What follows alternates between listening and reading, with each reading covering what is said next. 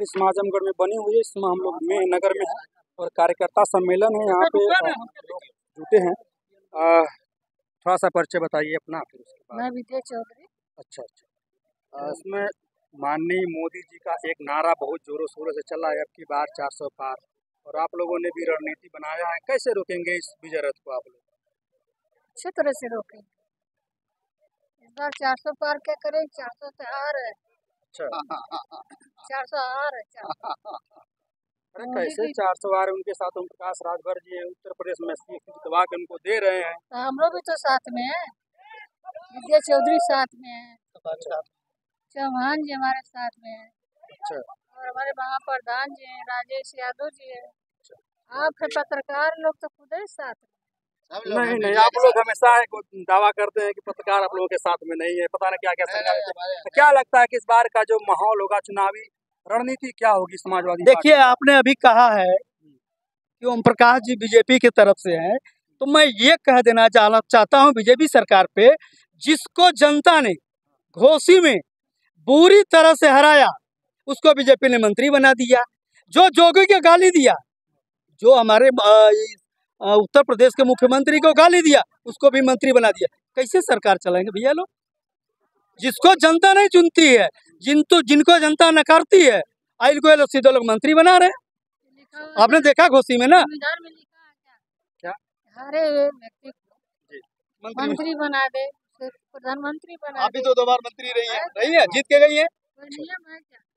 तो जो इनका 80 जो दावा है, क्या आपके हिसाब से खोखला रह जाएगा? ये टोटल खोखला जाएगा। इसलिए जाएगा, ये विकास की बात नहीं कर रहे हैं, ये सीधे सीधे कर रहे हैं। हमने देखा भी जोगी जी का, अरे मोदी जी का वो सुना कि आरक्षण की क्या जरूरत है, पिछड़ों को आरक्षण नहीं लेना चाहिए, आरक्षण खत्म कर देना चाहिए। अरे अभी कई बीजेपी नेताओं का मैंने सुना कह रहे हैं कि संविधान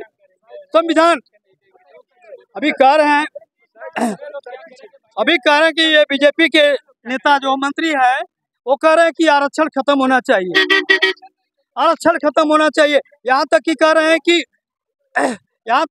हैं कि हम 400 के पार जा रहे हैं, संविधान को हम खत्म, जैसे 400 पार हम आएंगे, सरकार बनाएंगे, संविधान को हम खत्म कर देंगे। बताइए लाजिम है? यही तो रोकना है ना, कि आप लोग कैसे रोकेंगे? इसके लिए हमारे मुखिया जी ने और जो अब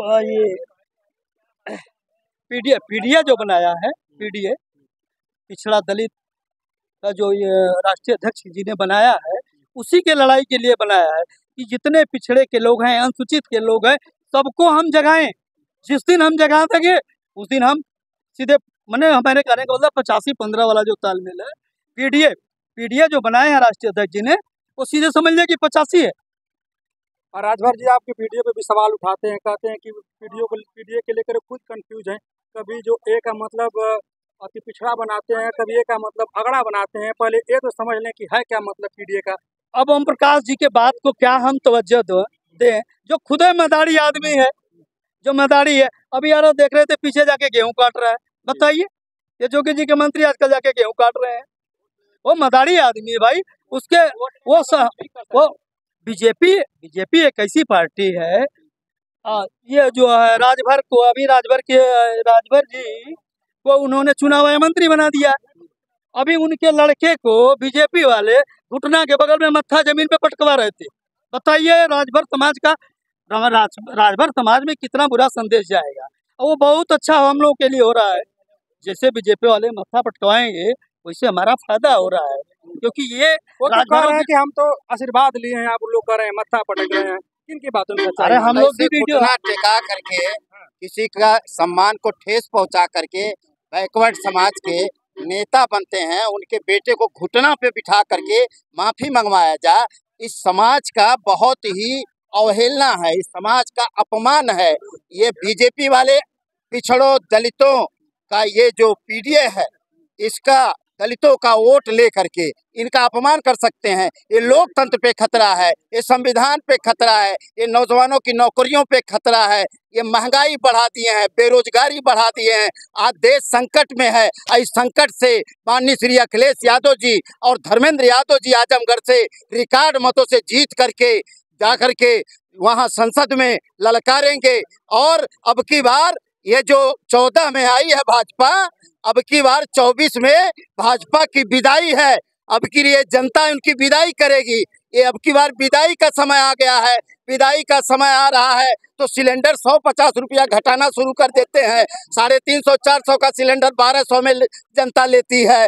दाल चावल खाद्य सामग्री की क्या हालत है, जो हालत है, जनता त्रस्त है।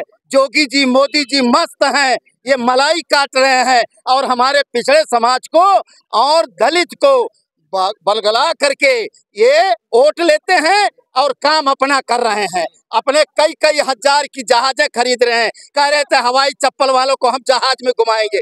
कहाँ जहाज उनकी गई? कहाँ किस पे बैठा दिए? कौन गरीब बैठ गया?